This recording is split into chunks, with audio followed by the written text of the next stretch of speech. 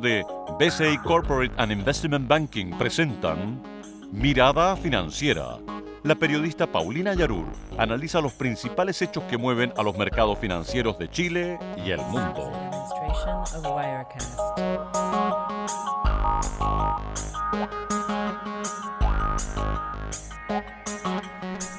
¿Cómo están? Bienvenidos. Comienza a esta hora Mirada Financiera en un día en que hemos estado atentos a las noticias de lo que sucede tanto en Grecia como en China.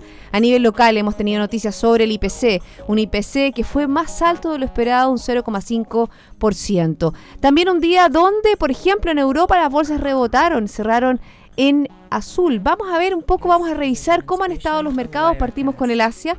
El Nikkei de Japón descendió de una manera bien importante en un 3,14%. El Hang Seng de Hong Kong también a baja, un 5,84%. Shanghái, más aún, un desplome que preocupa a los mercados, un 6,75%. Hemos visto cómo el gobierno del gigante asiático ha estado imprimiendo una serie de medidas para paliar esta gran volatilidad que hay en la bolsa de Shanghái. Nos vamos a Europa. El FTSE 100 de Londres avanzó en el día de hoy un 0,91%. El CAC 40 de París también avanzó un 0,75% y el DAX alemán también crece un 0,66%. ¿Qué pasó en España? El IBEX 35 avanzó un 0,81%. En Estados Unidos las plazas están a la baja. Durante el mediodía hubo un problema en Wall Street, un problema técnico, pero hasta ahora está bajando. El Dow Jones un 1,19%, el Standard & Poor's también baja un 1,24% y el Nasdaq también a la baja un 1,41%. ¿Qué pasa en Santiago? El IPSA está descendiendo un 0,65% y el IGPA también baja un 0,61%. El que también terminó a la baja fue la Bolsa de Metales de Londres. El precio del cobre sigue esta escalada bajista, ya estamos llegando a $2.43 la libra contado grado A, una baja de 1,20%. El que sigue subiendo es el precio del dólar. Tenemos un alza de 2,7 pesos con respecto al cierre de ayer. Comprador 651,9 y vendedor 625,2. Recuerde que usted nos puede escuchar online en www.infinita.cl y nuestro podcast, el de Mirada Financiera, está a partir de las 15:30 horas ya en el dial, ¿no es cierto?, o en la página de internet de Radio Infinita. Le contamos, la noticia del momento a nivel local es el IPC del mes de junio, que nota un alza de un 0,5%, la verdad que por sobre lo que esperaba el mercado, al igual de lo que sucedió en mayo. En mayo el mercado esperaba un 0,3% y fue, un 0,2% y fue de un 0,3%. Según el Instituto Nacional de Estadísticas, el INE, 9 de las 12 divisiones que conforman la canasta de IPC consignaron aumentos y 3 de ellas presentaron incidencias negativas. Las divisiones que tuvieron mayores alzas fue transporte, con un 1,3%, también vivienda y servicios básicos con un 1%, recreación y cultura con un 0,9%. Eso es a nivel local. La verdad que hubo declaraciones del ministro de Hacienda, Rodrigo Valdés, con respecto a esta IPC y quitó un poco de dramatismo de lo que podría ser esta variación en el índice de precios al consumidor. Culpa al dólar, ¿no es cierto?, por esta escalada alcista. Vamos a ver qué pasa en los próximos meses, vamos a ver qué pasa también en las bencinas. La verdad que tras el IPC de junio, mayor a lo esperado, el mercado enfatizó esta pronunciada alza que tuvo la inflación sin considerar la división de alimentos y energía, que varió un 0,4%. ¿Qué pasa con las proyecciones? ¿Qué es lo que dicen los analistas? Coinciden en que estas variaciones son estacionales y que deberían moderarse en el resto del año. Por ejemplo, BCI Estudios recalcó que los riesgos inflacionarios aún permanecen en el horizonte ante la reciente depreciación cambiaria, pero que el IPC de junio estuvo impulsado por factores transitorios y una potencial reversión de estos productos alcistas en adelante es moderada. Sí, es un elemento dentro de estrategia que están analizando. Es importante también hablar sobre lo que está sucediendo en Europa. Recordemos que son días claves con respecto a Grecia. Hoy las bolsas europeas, como le conté al principio del programa, han tenido un respiro tras positivas noticias sobre la negociación de Grecia. Que es lo que hizo en el día de hoy el primer ministro Alexander Tsipras fue, ¿no es cierto?, a este Eurogrupo y presentó un plan de medidas de mayor austeridad, aunque no dio mayores detalles, pero mostró, ¿no es cierto?, una buena disposición para la próxima semana. Ya creo que el domingo los ministros de Finanzas han decretado ya una reunión donde van a hablar sobre el tema de Grecia, y es interesante saber que confirma, ¿no es cierto?, también la eurozona un pedido de Grecia para un nuevo programa de rescate. La eurozona, sabemos, ¿no es cierto?, que es uno de los principales acreedores de Grecia, recibió una petición para el nuevo programa de ayuda de parte del gobierno heleno. Esta demanda, obviamente, que era esperada tras esta cumbre extraordinaria de la eurozona el martes en Bruselas, en la que los dirigentes se dieron plazo hasta el domingo para decidir si aceptan o no otorgar una ayuda financiera. Recordemos que el próximo plazo fatal para Grecia es el 20 de julio. Es cuando adeuda una importante cantidad de dinero a uno de sus acreedores. ¿Qué ha pasado con el Banco Central Europeo? Que obviamente que el que da respiro a la eurozona, se dice que ellos tienen la llave de si Grecia continúa o no en la zona euro. ¿Qué es lo que dice el primer ministro? ¿Qué es lo que ha hecho Alexander Tsipras, que cuenta con el respaldo popular? Se funda en todo el respaldo del 60% que obtuvo de Grecia para decir no a las medidas que le habían pedido los acreedores. Señaló que hace falta llegar a un acuerdo que nos deje ver la luz al final del túnel, con reformas creíbles, pero al mismo tiempo que redistribuyan la carga a los que puedan asumirlo. En esta alocución a la Eurocámara, donde fíjense que fue recibido con aplausos y abucheos, obviamente que hay algunos a favor y otros en contra, Tsipras denunció que su país ha sido un laboratorio de pruebas de austeridad que ha fracasado. Destacó que la situación sin salida de la economía de su país no se debe a los 5 meses que lleva en el cargo, sino a los 5 años del programa que condenan a la economía griega. Sabemos, ¿no es cierto?, que dentro de la eurozona hay una división entre los que están a favor de estas medidas, como le llaman, populistas del primer ministro griego Tsipras, y también a los que están en la otra vereda, en lo que son favorables a lo que pide Angela Merkel, la canciller alemana, que ha sido la promotora de este rescate de Alemania, ¿no es cierto?, a Grecia, y que obviamente que genera ruidos en su propio país. ¿Por qué? Dicen los alemanes, nosotros estamos rescatando a un país que no hace bien las cosas, que no ha hecho las medidas de austeridad. ¿Por qué nosotros tenemos una serie de problemas que necesitamos solucionar?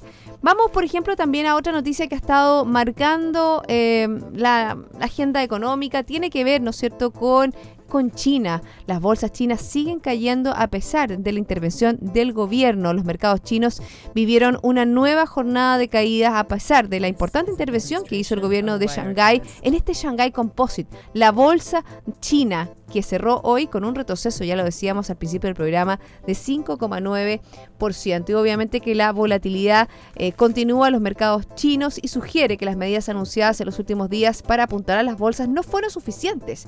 ¿Qué es lo que hizo el Banco Central chino? Prometió hoy utilizar varios canales para así proporcionar liquidez al mercado a través de la compra de valores. Según la agencia de noticias Bloomberg, para apoyar al mercado serían necesarios, escuchen bien, 500.000 millones de yuanes, unos 73.000 millones de euros. ¿Qué es lo que ofrece el Banco Central chino? Ofreció, por ejemplo, en el día de hoy, el Banco Popular anunció este miércoles una serie de medidas, por ejemplo, para dotar de mayor liquidez a la entidad estatal de crédito de Corporación de Financiamiento de Mercado de Valores de China, CSF, que en sus siglas en inglés, con el objetivo de estabilizar a los mercados bursátiles. En un comunicado, el Banco Central dijo que apoyará el desarrollo estable de las bolsas del gigante asiático, que han perdido casi un tercio de su valor durante las últimas 3 semanas. Yo creo que es interesante un poco avanzar en el desarrollo, ¿no es cierto?, y avanzar en lo que significa para el mundo que China se caiga. Hemos visto, ¿no es cierto?, cómo el cobre ha tenido un desplome en los últimos días. Ya no estamos hablando de $2.70, estamos hablando de $2.43. Y, por ejemplo, hoy día consignaba a los distintos diarios económicos que, por ejemplo, el erario fiscal chileno va a recibir nada menos que 667 millones de dólares menos a la prevista por tiene que ver con el menor crecimiento, tiene que ver también con el precio del cobre. Pero volvamos al gigante asiático, que la verdad que tiene sus propios problemas. Fíjense que el 25% de las acciones chinas deja de cotizar para evitar un desplome bursátil. Son 745 las empresas que vieron paralizadas sus acciones a la bolsa china ayer. La medida se vio reflejada en dos indicadores bursátiles más relevantes de dicha plaza. Por ejemplo, Shanghái y el Shenzhen. Y bueno, obviamente que les contaba qué pasaba con China, les mostrábamos cómo la bolsa de Japón, el Nikkei había descendido de una manera bien importante y por ejemplo, el Nikkei rebota, ¿no es cierto?, en el día de ayer. Hay incertidumbre en toda la zona de lo que significa esta situación que está viviendo este gigante asiático. ¿Pero qué es lo que significa? ¿Qué es lo que dice, ¿no es cierto?, Li Keqiang, el primer ministro del gigante asiático? No está tan preocupado.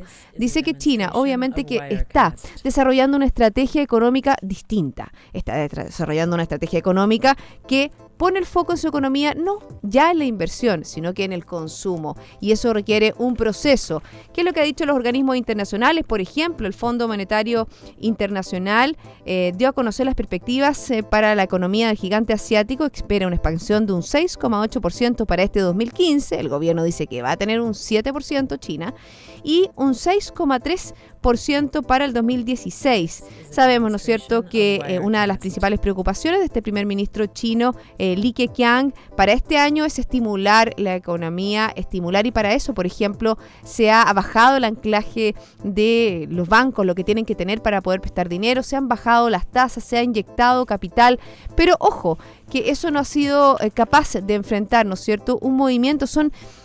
Cuando se habla de este tipo de reformas, son reformas estructurales, son reformas que requieren un tiempo, que requieren de un proceso totalmente distinto al que ha estado viviendo China, que es que su población empiece a consumir, no fundarse tanto en lo que exportan, sino que también en lo que consume cada uno de los habitantes del gigante asiático.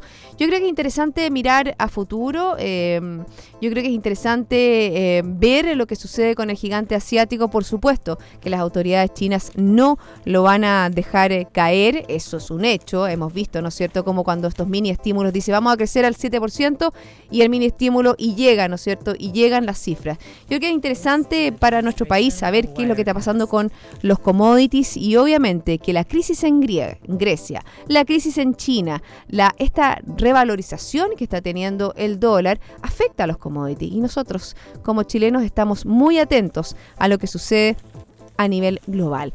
Volviendo a nuestro país, en el día de ayer les contábamos sobre las cifras de la balanza comercial. Habíamos visto cada una de estas cifras que había bajado con respecto a meses anteriores, pero aquí hay un hecho esencial y hoy día lo vemos en las distintas plazas, en los distintos medios en internet, como por ejemplo lo más importante y lo más preocupante, como las importaciones de bienes de capital completan 8 trimestres de caídas y profundizan un complejo escenario para este 2015 y este 2016 para el ministro de Hacienda. Lo ha dicho Rodrigo Valdés en diversas oportunidades. Ha dicho que es importante que el gobierno tenga la capacidad de priorizar, que ya no se pueden hacer cada uno de los elementos que han prometido. Si el país no crece, por supuesto que no vamos a poder lograr tener cada uno de los ajustes fiscales que se necesita para poder seguir en este proceso de desaceleración de nuestra economía. Ya son las 2:16. Vamos a hacer la primera pausa aquí en Mirada Financiera, pero antes yo les quiero comentar lo siguiente.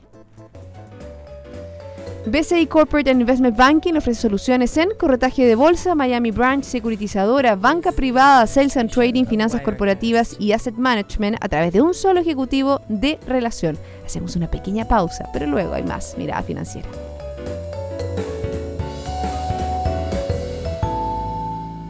BCI Corporate and Investment Banking, un socio estratégico con un modelo de atención integral único y un banquero de relación que le entregará las mejores soluciones ante desafíos complejos, avalado por un banco con más de 75 años de experiencia en el mercado. BCI Corporate and Investment Banking. Sentémonos a conversar.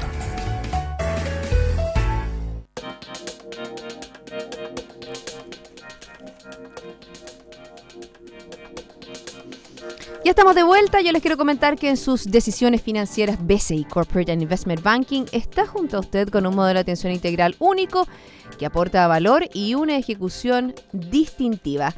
Sentémonos a conversar. Estábamos hablando, la verdad que una mezcla de la economía local con la economía internacional, pero es interesante ver qué ha pasado a nivel local. Siempre hemos dicho que el talón de Aquiles que tiene nuestra economía, lo que le falta para poder dar el salto para ser un país desarrollado, es precisamente mejorar en materia de productividad. Y eso es bien interesante ver la propuesta que hace hoy el gobierno con respecto a la productividad, porque la presidenta Michelle Bachelet presenta una comisión de productividad con acento en impulsar el crecimiento. Presentó este miércoles esta comisión asesora presidencial de productividad que buscará, entre otras cosas, aconsejar al gobierno para promover el crecimiento económico. La mandataria presentó a los integrantes de esta nueva instancia permanente que tendrá un carácter independiente y consultivo. Yo creo que eso es muy interesante, su carácter independiente y consultivo. ¿Quiénes están en esta comisión? 10 destacados profesionales y dirigentes gremiales y empresariales. Y también estará dirigida por Joseph Ramos, académico de la Universidad de Chile. ¿Qué es lo que se ha dicho? Que el grupo de expertos realizará un análisis y también generará recomendaciones para el diseño, implementación y evaluación de políticas y reformas que así estimulen directamente la productividad en nuestro país, así como elaborar estudios y realizar propuestas en temas que se identifiquen como prioritarios. Eso en cuanto a la economía local, el que está teniendo problemas también, y hemos visto cómo en los próximos días la presidenta es en Brasil, porque Dilma Rousseff se prepara para nuevas medidas de ajuste fiscal y también el 21 de julio vence el plazo para que Rousseff explique las irregularidades en las cuentas fiscales de 2014. ¿Qué es lo que dijo la presidenta? Dice, yo no voy a caer, no lo haré. No lo haré. La política es una lucha. Estas fueron las palabras, ¿no es cierto?, que dijo Dilma Rousseff en una entrevista que se le hace. Y yo creo que es interesante porque a 2 semanas de que se cumpla el plazo en que la presidenta de Brasil entregue explicaciones, ¿no es cierto?, solicitadas por el Tribunal de Cuentas de Brasil, correspondientes a las acusaciones en su contra de las irregularidades de las cuentas fiscales del 2014, Dilma Rousseff se mostró bastante confiada. La presidenta además enfrenta no solo los problemas de popularidad, lo estamos recibiendo en nuestro país o, por ejemplo, en Perú, sino que también de una manera muy, muy importante en Brasil. 9% de aprobación tiene la presidenta Dilma Rousseff. También tenemos una inflación que está disparada. Si nosotros hablamos de nuestra inflación de un 0,5, esta se dispara y se dispara. Han tenido que aumentar la tasa de interés a 2 dígitos y eso obviamente que ralentiza las posibilidades de un crecimiento económico. Es una economía que está en contracción y además la presidenta enfrenta obviamente que esta es una de las peores crisis, ¿no es cierto?, a nivel económico, político y social en el país, una recesión económica profunda, mucho más profunda que lo estimado, un primer semestre calificado como desastroso por varios economistas y, ya lo decíamos, los niveles de aprobación que tiene la presidenta Dilma Rousseff. Obviamente que es una situación difícil, sabemos, ¿no es cierto?, los problemas que tiene Brasil, tiene un déficit importante en infraestructura. Había anunciado hace algunas semanas la presidenta obras tendientes a mejorar la inyección de infraestructura. Tiene un ministro de Finanzas que tiene la cuenta con toda la confianza internacional y obviamente que las medidas de austeridad son un buen reflejo para que, por ejemplo, las agencias de calificaciones no bajen la nota crediticia de Brasil. Eso sería realmente algo desastroso para la economía de ese país. A nivel local tenemos, ¿no es cierto?, todavía la discusión sobre lo que va a pasar con esta reforma tributaria. Han estado distintas comisiones, gremios hablando sobre los impactos, ¿no es cierto?, que podría tener la reforma tributaria. Llama la atención un artículo bien interesante en el cual el ex presidente de la CBS, Fernando Coloma, habla sobre, ¿no es cierto?, las implicancias que puede tener esta reforma también laboral y tributaria. Bueno, ustedes se han dado cuenta que mi panelista no está en el día de hoy. Tuvimos un problema con el panelista, pero siempre están los amigos para pimponear. Y ahora tomamos un contacto con Cristian Solís de Obando, el expresidente de Sartor Investment, y él está ahí en la línea para darme una manito, ¿no es cierto, Cristian? Y no seguir hablando sola en la radio. ¿Cómo estás? Muy bien, Paulina, efectivamente siempre están los amigos, pues eso es importante. Más que la plata dicen es bueno tener amigos, y tú tienes un amigo en mí, viceversa. Exactamente, yo sé, y la verdad que para nuestros auditores es mucho más interesante un pimponeo de ideas que tener un monólogo de la Paulina Yarur, por supuesto.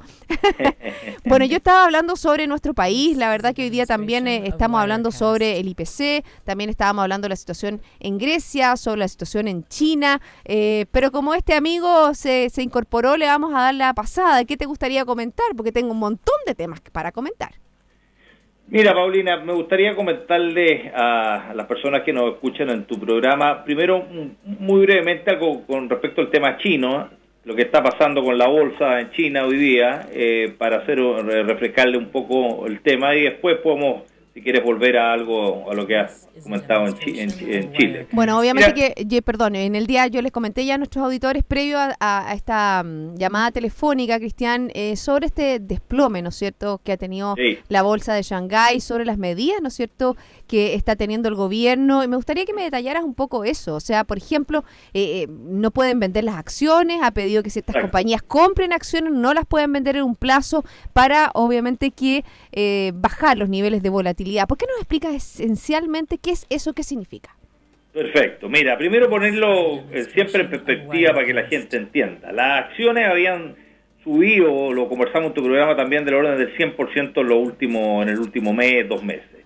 Y se produjo, a juicio mío, un reventón de la burbuja, producto de 2 o 3 fenómenos que son bastante claros. Uno, el menor crecimiento de China, que algunos ya no están diciendo 7%, sino que he visto voces de 5,5% o 6%. Tanto más abajo. Entonces, fíjate que yo hoy día estaba ahora hablando... no sé si se den o no, pero te digo lo que ya se empieza a hablar en el mercado financiero. Eso más el grado de aversión al riesgo que obviamente está aumentando con el tema griego. Tú sabes que está todo esto interconectado y correlacionado, hace que los precios de las acciones mismas, digamos, cuando han subido tanto, empiezan a caer y se desinflan. Y yo creo que había o hay una suerte de burbuja inmobiliaria, lo hemos hablado en tu programa, tanto en la televisión como en la radio muchas veces. Todos estos fenómenos unidos hacen el cóctel, digamos, que estas cosas realmente se desinflen y caigan con la violencia que caen, como también con la violencia que habían subido. Pero darte una perspectiva, la rentabilidad de China hoy día, en el semestre, sigue siendo positiva, un 8,42. Lo que pasa es que llevaba un 80, 90 o 100% arriba y perdió 30 puntos en un mes. Entonces, no hay que perder la perspectiva de lo que ha estado pasando. Segundo, lo que tú señalas en tu consulta, Paulina, para la gente que nos escucha, efectivamente, del orden de 1.330 compañías son las que hoy día no están transando las transacciones diarias que hacen tanto en el Shenzhen, digamos, como en el Shanghai, que son las 2 grandes bolsas que, como tú sabes, más grandes Shanghai, en Hong Kong, que mueven la bolsa china. Eso hace que más o menos el 40% del market cap total de China esté hoy día freezing, como dicen los gringos, o paralizado, o no se está transando. Ahora, las medidas estas, claro, tienen una coyuntura inmediata de que te provocan de que no haya grandes caídas ni grandes, en este caso, caídas, pero el tema es, tú sabes lo que vale un valor de un papel, cualquiera sea, cuando no tiene liquidez, vale cercano a cero. Entonces yo creo que hay que tener cuidado con estas medidas porque de repente aumentan el grado de ansiedad de los inversionistas. Entonces, si bien es cierto son coyunturales, pero aumentan el grado de ansiedad. Entonces, lo que pasa hoy día es que no puedes sacar, por ejemplo, si tú quieres emitir una acción nueva, hacer una IPO o sacar una acción a la bolsa china, está prohibido en el corto plazo por motivo de la variabilidad o las grandes caídas que están sucediendo hoy día. Cristian, ¿y eso es intervencionismo? ¿Eso en rigor no se puede hacer o sí se puede hacer con las regulaciones, ¿no es cierto?, que tienen las distintas bolsas? Bueno, es que son aquí, Paulina, en la chilena es más difícil, la americana también, porque es un mercado mucho más desarrollado. El mercado de valores chino lo contempla su normativa interna. No soy un experto en la normativa interna china, pero por lo que le digo lo contempla, no es ilegal ni mucho menos. Pero el mercado China, y esto es importante que la gente lo entienda, si bien es cierto es la segunda potencia del mundo, el mayor comprador de commodities a nivel mundial, nosotros lo vemos en carne propia con el cobre y otros, pero en términos de la correlación que tiene el Producto Interno Bruto con lo que transa en bolsa, no es muy alto, o sea, no está tan desarrollado el mercado chino todavía, capitales, tú has visto que están dando pasos en esa línea, pero no está tan desarrollado ni siquiera como los europeos y muy lejos de los norteamericanos. ¿Tú crees que, por ejemplo, hay algunos analistas sobre el caso de China, Cristian, en la teoría hablan de que estalló una burbuja bursátil, que el crecimiento económico de China, por ejemplo, es el más débil desde 2009, los precios de las acciones llegaron muy por delante del crecimiento y las ganancias de las compañías, que en realidad son más bajos desde hace un año? Bueno, eso es lo que de alguna manera te estaba señalando. Yo creo que efectivamente, y lo dijimos en tu programa, esto está grabado, había, o hay, digamos, o ahora mucho menos, o incubado una cierta burbuja, porque los precios cuando suben 100% en cualquier economía del mundo, y sobre todo en una desarrollada, es porque hay algo raro. Nada puede subir 100% en un lapso, digamos, de 90 o 120 días. La lógica te hace pensar, y esto es sentido común, independiente de si uno tiene expertise o no expertise financiero. Entonces, eso obviamente, más alguna burbuja inmobiliaria que sí existe, digamos, claramente en el mercado chino, y como te digo, este contexto general de una mayor aversión al riesgo hace que las burbujas exploten o salten, digamos, dependiendo de las casualidades que se van dando en la coyuntura. Yo creo que de eso hay mucho. Bueno, y en esa misma línea, por ejemplo, que hay algunos reportes de CNN Money, por ejemplo, dice, habla sobre si debiéramos estar los extranjeros tan preocupados con lo que está pasando en China. ¿Y qué es lo que dice? Que dice que aún hay espacio para la calma, porque la primera razón dice que solo un 1,5% de las acciones chinas, según Capital Economics, la tienen los extranjeros. La verdad que la injerencia extranjera en la bolsa china no es muy grande.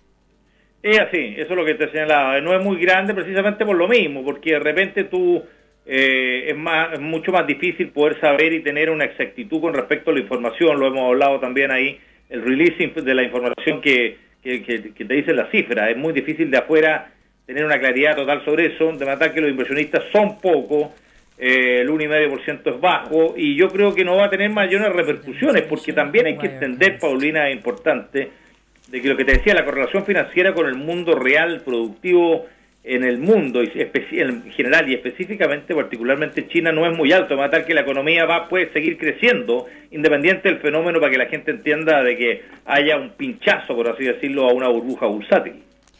Lo que sí nos afecta, ¿no es cierto?, más que la burbuja bursátil, es la baja del precio del cobre. Absolutamente. Eso sí nos afecta y tiene cierta correlación. Tú has visto que ha estado cayendo bastante fuerte, sí. Entiendo que ya está por el orden del 2,5, inclusive un poco menos, y esto ya hace que a esos niveles de cobre, ahí pasamos a nuestro tema, hay varias compañías cupríferas, digamos, que incluido gastos financieros, para calcular su punto de equilibrio financiero, ya pueden empezar a tener poca utilidad o algunas pérdidas. Cristian, te quiero pasar a otro problema, ¿no es cierto?, que estaba marcando la volatilidad en las bolsas, que tiene que ver con la tragedia griega. ¿Tú crees que eso es mucho más preocupante de lo que pueda suceder con China? ¿Tú crees que hay una salida? ¿Tú crees que realmente es viable que Tsipras pueda entregar un plan de austeridad para lograr este tercer rescate que piden?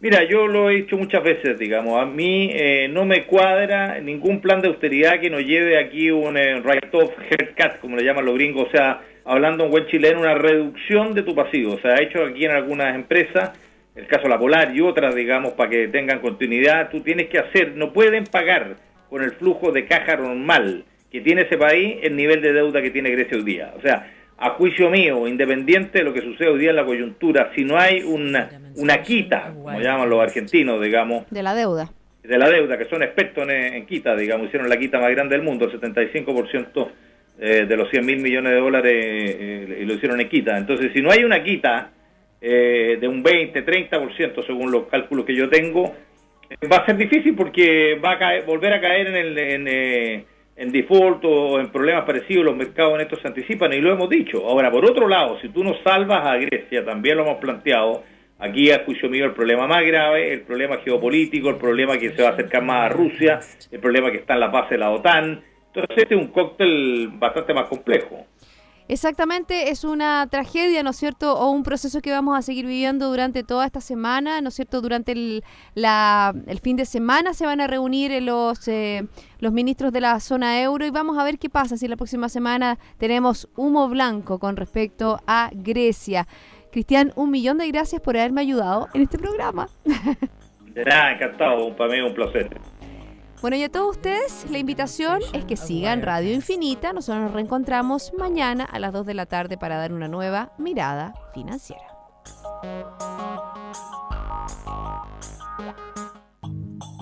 Radio Infinita, idioma universal, con el auspicio de BCI Corporate and Investment Banking, presentaron Mirada Financiera, el análisis de los principales hechos que mueven a los mercados financieros de Chile y el mundo.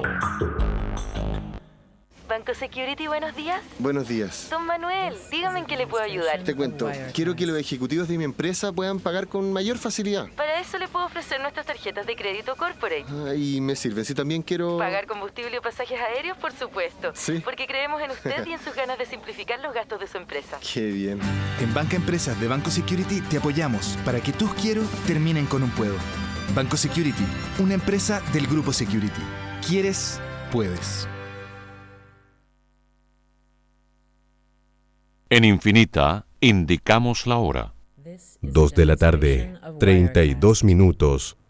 ¿Sabía usted que al facturar electrónicamente con Softland, usted no paga por cada factura o documento electrónico que emite? Disfruta de las ventajas de contar con un software que lo tiene todo. Además de la facturación electrónica, Softland incorpora la nueva normativa financiera IFRS y sus software también disponibles en modalidad cloud y con acceso desde dispositivos móviles. Y ahora en julio, para nuestros nuevos clientes que adquieran una suite completa ERP, de regalo, una espectacular tablet Galaxy. Softland, lo hacemos fácil. www.softland.cl. Presentamos un nuevo barrio privado de los dominicos, Alto Domínicos, casas y departamentos todos con vista norte, edificio magno con departamentos desde 290 metros cuadrados totales, edificio Ferrer con departamentos desde 171 metros cuadrados totales y 3 tipos de casas desde 243 metros cuadrados totales. Visítenos en Francisco Bulnes Correa 3420 Las Condes o en altodominicos.cl.